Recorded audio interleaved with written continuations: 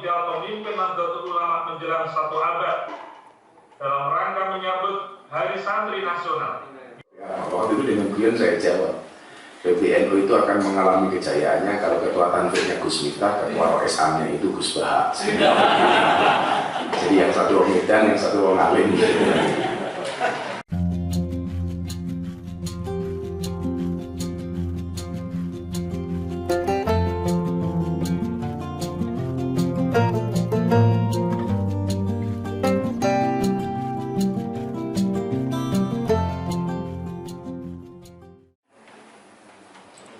Bapak Ibu hadirin yang berbahagia, selanjutnya adalah sambutan Rektor Universitas Malang sekaligus membuka. Kesempatan hari ini kita akan berbicara tentang sosok ideal pemimpin Nahdlatul Ulama menjelang 1 abad dalam rangka menyambut Hari Santri Nasional yang diselenggarakan oleh Universitas Islam Malang tahun 2021 dengan resmi saya nyatakan dibuka.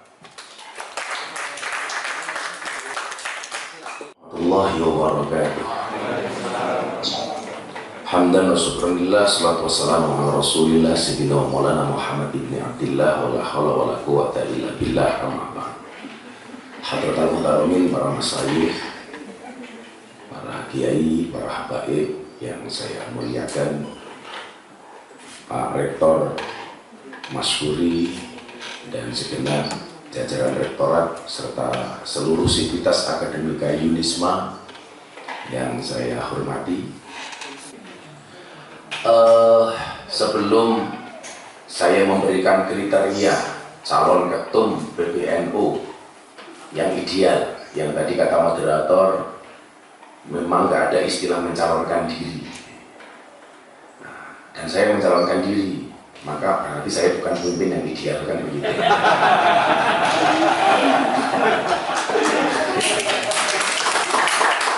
Karena waktu adalah di PBNU saya bilang sama sekjen PBNU, ketika anak-anak itu tanya, Gus ini, waktu itu dengan Guyon saya jawab, PBNU itu akan mengalami kejayaannya kalau ketua tanfiknya Gus Miftah, ketua OSA-nya itu Gus Bahak. Jadi yang satu orang Medan, yang satu orang Alim. Saya mencatat ada 5 jenis orang yang ngaku NU, sebelum saya sebutkan kriteria dari saya. Jadi yang pertama adalah kelompok orang yang sebenarnya tidak tahu menahu tentang seperti apa dan bagaimana yang dimaksud dengan NU, namun mereka sangat mencintai NU. Ketika ditanya perihal siapa dirinya, dia pun dengan tegas mengatakan kalau dirinya adalah NU. Maka kita punya slogan namanya tarik sis semongko. Tarik sis, kenapa semongko? Karena luarnya hijau tapi dalamnya sebenarnya merah. Jadi orang NU abangan ini sebenarnya. Ini paling banyak. Jadi hati-hati, jangan sampai orang NU itu baperan. Karena kemarin Odading, sekarang Semangka. Kemarin dianggap penting, sekarang bukan siapa-siapa. Ini banyak banget klasifikasi pertama ini. Jadi orang yang sebenarnya tidak tahu menahu tentang NU itu apa, bagaimana NU, apalagi ajarannya ya, apalagi kalau ngomong wasatiyah, moderasi dan lain sebagainya, pasti mereka tidak paham. Tetapi kalau ditanya mereka dengan bangga mengatakan saya NU, dan ini banyak di masyarakat. Kemudian yang kedua adalah kelompok orang yang tahu tentang seperti apa dan bagaimana sebenarnya NU. Dia ngerti NU itu apa, pergerakannya seperti apa. Dia mungkin juga tahu tawasud itu apa, tasamuh itu apa, tawazun itu apa. Mereka tahu. Tetapi mereka tidak mau tahu perihal NU. NU arepe kepiye, mbuh nyungsep, mbuh maju, mundur, hancur. Mereka sama sekali tidak care atau tidak peduli. Dan mereka juga ngaku bahwa sebenarnya mereka juga NU. Ini kelompok-kelompok yang apa ya? Yang cuek lah. Maka kemudian mereka menganggap NU itu mau layak mutu, walayahnya saya nggak urusan. Orang mutu terkadang biaya, gitu, nggak urusan. Tapi mereka NU. Gitu.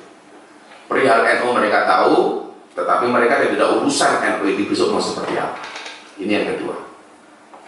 Kemudian yang ketiga, kelompok orang yang hanya sekedar ingin memanfaatkan NU.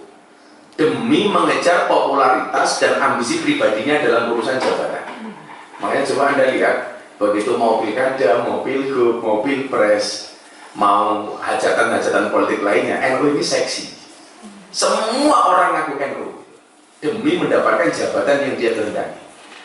Pas setahun pemerintah Jokowi Kiai Ma'ruf, waktu itu ketika hari lahir NU, saya bilang NU itu seperti ayam. Ayam itu angkrem sendiri, bertelur sendiri, netas sendiri, ya kan? Begitu punya telur, telurnya digoreng, yang dapat nama orang lain. Telur mata sapi, bukan telur mata ayam. Jadi yang kerja NU, ya kan? Yang berdedikasi NU, itu kan? Sing montang-manting NU tapi dapat jabatan orang lain, gitu. Itu biasa. Dan ini sangat riskan dimanfaatkan oleh kelompok ketiga ini. Jadi sesungguhnya mereka tidak pernah peduli terhadap NU. Politisi dan politikus serta calon-calon penguasa biasanya sangat identik dengan kelompok ketiga ini. Slogannya biasanya adalah mereka mengatakan, yuk kita hidupi NU. Padahal mereka sekedar memanfaatkan dan cari hidup dari NU.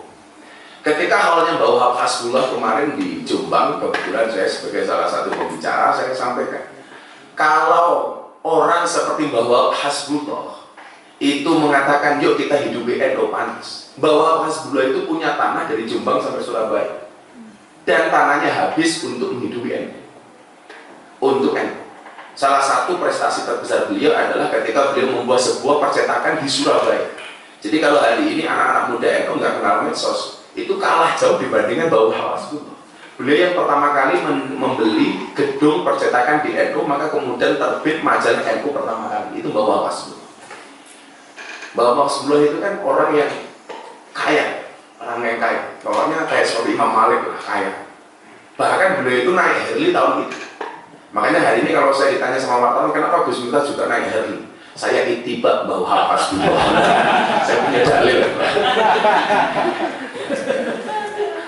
Kalau Pak Mas Kuri jangan naik Harley lah, Pak, pantas bodinya. Ini orang-orang yang hanya sekedar mencari hidup dari NU. Kemudian yang keempat, kelompok orang yang sesungguhnya mereka ini sangat membenci NU, tapi karena ingin mencari selamat dan aman, sehingga mengaku-ngaku sebagai NU. Ini mengerikan. Sebenarnya mereka pembenci. Hari ini begitu NU mau punya hajatan pemilihan ketua umum, mereka mulai berbicara, terutama di medsos. Pak Masud. Sebenarnya mereka itu nggak senang sama NU, tapi ya ini kayak sosok NU-an. Bahkan hari ini banyak tokoh yang ngaku saya diminta untuk mencalonkan diri sebagai ketua umum PBNU. Nah, saya cuma mikir lah, lu siapa gitu? Ya dari mana gitu? Kayak NU kekurangan orang gitu. Ini saya pikir perlu diwaspadai kelompok-kelompok seperti ini. Kelompok yang mereka membenci NU tetapi ingin mencari selamat dan aman, dan seolah-olah peduli dengan NU, akhirnya ngaku-ngaku NU. Ini kelompok yang sangat riskan. Makanya beberapa hari terakhir saya baca itu ada beberapa tokoh yang ngaku sebagai, ini sebenarnya cuitan saya baca saja, saya nggak membaca orang yang dimaksud, tetapi saya membaca cuitan dari siapa yang mengusulkan, salah satunya seperti Faisal Assegaf di Twitternya, karena ini sifatnya terbuka, saya baca begini, kalau mau PBNU lepas dari watak adil, idealnya dipimpin seperti tokoh PKS Pak Nur Wahid, toh beliau juga ulama NU, ya setidaknya menyegarkan dan bukti NU punya komitmen ukhuwah dan kebinekaan. Ini tweetnya si Faisal Assegaf, ya. Dia berpendapat seperti itu. Jadi saya nggak nyebut nama Hidayat Nur Wahid ya, nggak. Cuma membaca ini. Kemudian yang kelima adalah ini yang paling ideal, Pak, yang paling ideal menurut saya. Kelompok orang yang dengan pengetahuan ke-NU-nya memang benar-benar gigih dan ikhlas memperjuangkan, menjaga dan berkhidmat kepada Nahdlatul Ulama, walaupun mereka tidak mendapatkan apapun dari NU. Kelompok inilah yang akan diakui sebagai santri dan didoakan sampai kepada dzurriyyahnya oleh Hadratus Syekh Hasyim Asy'ari. Ini menurut saya kelompok yang paling ideal. Jadi benar-benar ngerti NU, benar-benar gigih dan berjuang untuk NU, menjaga dan berkhidmat untuk NU, dan mereka tidak pernah mendapat menginginkan apapun dari NU. Maka saya dari dulu tanya sama wartawan begini, Gus Miftah pengen nggak masuk di jajaran PBNU? Saya nggak pengen sama sekali, sama sekali. Sekjen PBNU bilang sama saya, Gus Miftah mau nggak jadi pengurus? Enggak. Saya begini, kalau Rais Am itu kepala umpamanya, kemudian Tanfik itu anggota badan, ada tangan, ada leher dan sebagainya, saya cukup menjadi sandal saja lah. Jadi sandalnya kepala, kaki itu saya cukup menjadi sandalnya. Ya nggak masalah itu, mau tidak mau seperti apapun, yang penting NU besar. Walaupun yang penting NU itu besar. Karena prinsip saya, kalau kemudian anggota tubuh ini, kaki sampai kepala ini berwudu, kemudian masuk ke dalam masjid, dia tidak menggunakan sandal, maka otomatis wudunya bisa menjadi batal. Karena dia bisa menginjak kotoran. Nah, saya tak menjadi orang yang melindungi NU dari kotoran-kotoran seperti itu saja. Jadi diinjak-injak bagi saya nggak ada masalah. Bahkan kalau mengutip bahasanya Mbah Dimyati, kebetulan saya dekat dengan beliau, Mbah Dimyati Kendal itu. Dulu itu di NU ada orang kiai ulama yang mampu mengumpulkan ribuan orang untuk menghidupkan malam Lailatul Ijtima, dan itu dari Jawa Timur. Namanya Mbah Yasin Blitar, dari Blitar. Ini adalah orang dengan kapasitasnya, dengan kemampuannya bisa menjaga Nahdlatul Ulama dengan menghadirkan ribuan orang setiap kali ada malam Lailatul Ijtima. Bila seseorang ngomong seperti itu akan bersama saya di surga insya Allah, dan itu akan membahas masanya. Mungkin itu yang sebagai gambaran awal. Nah, merujuk yang tema kita hari ini, seperti apa sih sebenarnya pemimpin yang potensial? Saya jadi ingat Rasulullah SAW dalam hadisnya pernah bersabda, sesungguhnya Allah Subhanahu Wa Taala mengutus bagi umat ini pada setiap penghujung 100 tahun ada seorang yang memperbarui agamanya. Kita lihat di hadis riwayat Abu Daud, ya. Ya, kalau kemudian konteksnya Nahdlatul Ulama, gitu, Nahdlatul Ulama, berarti ya satu abad ini di NU ada mujaddid. Artinya mujaddid itu bukan harus orang baru, tapi minimal dengan pemikiran-pemikiran baru.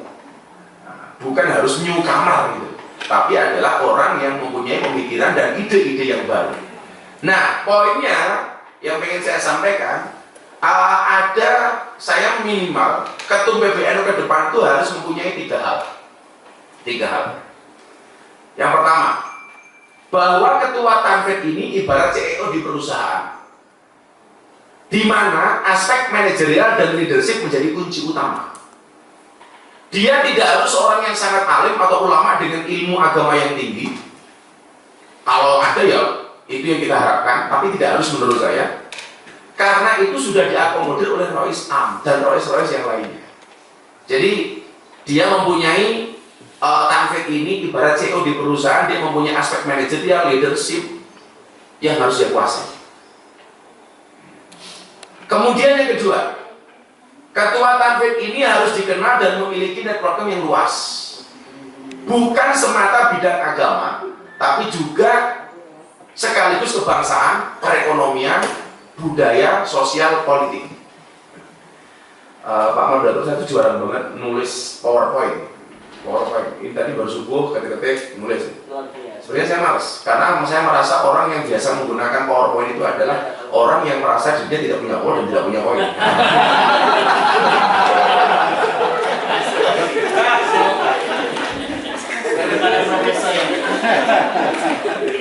Kalau mereka profesor juga mereka profesor, saya provokator. Saya itu sebenarnya alhamdulillah, saya banyak tawaran dari kampus-kampus itu untuk mendapatkan dianugerahi gelar doktor honoris causa. Jadi ketua Tanfik harus memiliki networking yang luas. Tidak hanya bisa ngomong soal agama, tapi juga sosial budaya, kebangsaan, ekonomi, politik, dan sebagainya. Nah, yang ketiga, memiliki visi ke depan yang jelas dan relevan terhadap permasalahan umat, sekaligus strategi dan program implementasi yang mendukung. Apalagi negeri ini sekarang sedang berada di era pandemi, yang mana aspek kesehatan dan ekonomi membutuhkan perhatian lebih dari rakyat Indonesia, yang mana mereka juga adalah warga Nahdlatul Ulama. Kalau survei LSI terakhir itu kan jumlah warga NU itu kan 49,9%, sementara Muhammadiyah itu hanya 4,9%. Jadi warga Muhammadiyah itu hanya 10%-nya warga Nahdlatul Ulama.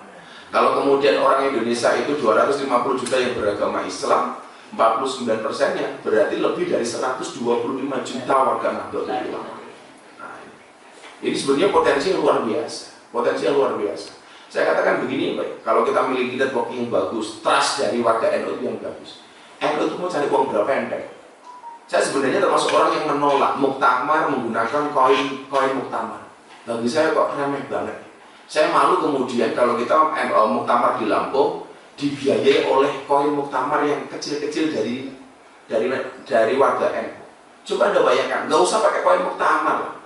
Kalau jumlah kita itu 125 juta orang, kita mencari 1 juta orang, yang satu orangnya mau nyumbang 1 juta, atau berapa duit Pak? 1 juta orang saja, kita cari yang satu orang itu mau nyumbang 1 juta untuk NU. Berapa? Sudah 1 triliun ya? 1 triliun. Coba, saya kemarin dulu sebelum pandemi Pak, saya pengajian di Kalimantan. Puluhan ribu orang seperti itu, saya cuma bilang begini, coba di antara Bapak Ibu jamaah warga Nahdlatul Ulama, siapa yang menyumbang untuk NU 1 juta saja? Yang angkat tangan lebih dari 100 orang, baru dari satu majelis pengajian saya. Udah 1 juta. Makanya kalau saya pikir kita membiayai muktamar dengan koin, bagi saya, kalau koin itu untuk membiayai cabang, untuk membiayai FWCNU, untuk kebersamaan, saya pikir bagus. Moderator saya juga harus pergi, saya ada podcast dengan Kapolres. Saya harus ke sana karena yang di sana jelas berbayar, di sini tidak.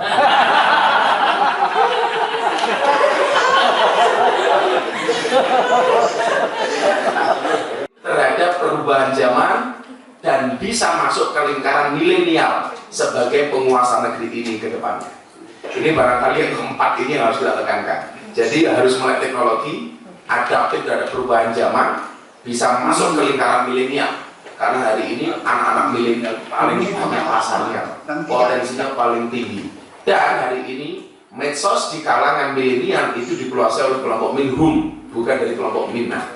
Maka ke depan saya harapkan siapapun ketua umum yang terpilih lebih fokus dan memperhatikan kalangan milenial ini. Kalau bapaknya kan jelas, kalau dia dari usia ini kolonial, tapi sekarang milenial. Terima kasih. Assalamualaikum warahmatullahi wabarakatuh.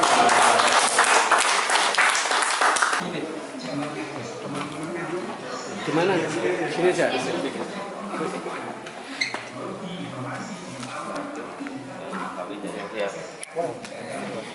Teman-teman media, please. Good.